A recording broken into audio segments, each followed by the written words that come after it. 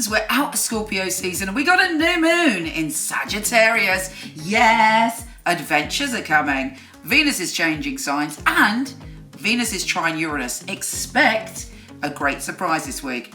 Here's your weekly astrology.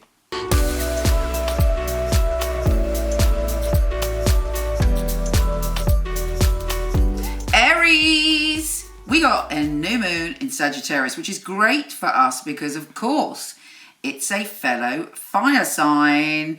So what do you want to expand? What do you want to go forward with in your life? Are you bored? Have you been repeating the same patterns? This new moon is giving you a clue into where you're going and also offering the opportunity for an adventure. This is it, baby.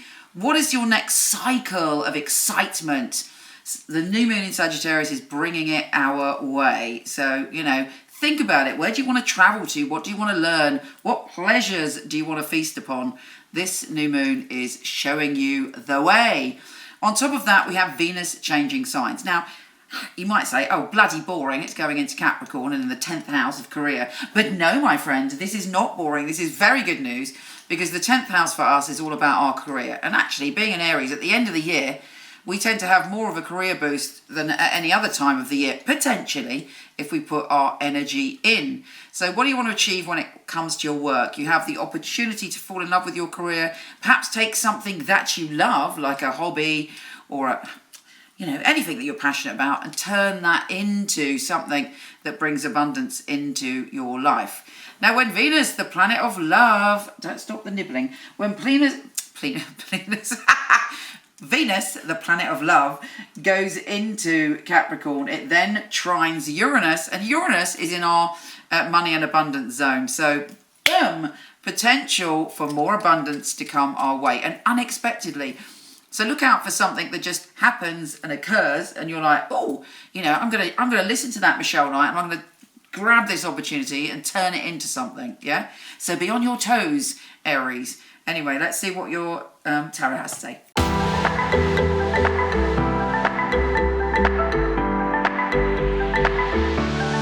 Okay, Aries, let's pull a few cards for you for the week ahead. Let's see, Aries, what's coming up. Okay, first card, the Four of Cups. Now make sure that you are not just looking at the Three Cups, not just looking at thinking, oh, I've got a decision to make, but these are the three choices I have. There's something being offered. There's an opportunity coming in for you. Allow yourself to see it. Yes, it's a time where there's all sorts of opportunities. And one of the main things to pay attention to this week is that you choose carefully. You don't want the snake in this instance. What could be under here that you're not seeing? Open up your mind to all sorts of possibilities this week. You're going off on an adventure. You're going off to seek what you desire, and you're exploring and you're expanding exactly as the astrology said this week. And there may be someone going with you who's an Aquarius, Libra, or Gemini. If they don't want you to go after your dreams, if an Aquarius, Libra, or Gemini is trying to stop you going on an adventure and finding all sorts of new things, don't let them stop you. It's time to go forward. Handle it with love, though. Be compassionate. It may just be their fears. But no, you're working towards things. You don't want to be bored anymore. You want to head off in the direction of your dreams, and you're going to do it. Yes, there may be some opposition to that, but actually, I think that opposition is behind you. I think that you are, you may be upset if people are stopping you making the decisions and changes you want, but you're going to do it because it's your destiny, and you will meet other people who will support you in your journey this week. Look out for the people that make your heart sing, that just being around them makes you happy. That is what you need to be heading towards, and that is what you need to leave behind you. Take care, gorgeous, and I'll speak to you soon. People often ask me, Michele, can you do me an astrology reading? Can you give me a psychic reading? And I'm not doing it at this moment, but as you may or may not know, I have a fabulous hand-picked team of some of the best psychics in the world and astrologers. So I'm going to introduce you to one each week. Here's Jonathan. My name's Jonathan. I'm a natural intuitive, healer, empath and coach.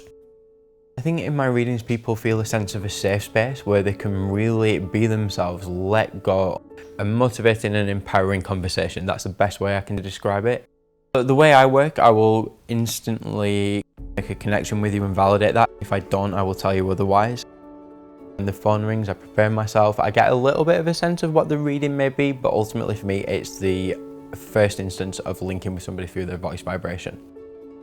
It's me getting into your energy and bringing to the surface what you may need to know to move forward for yourself.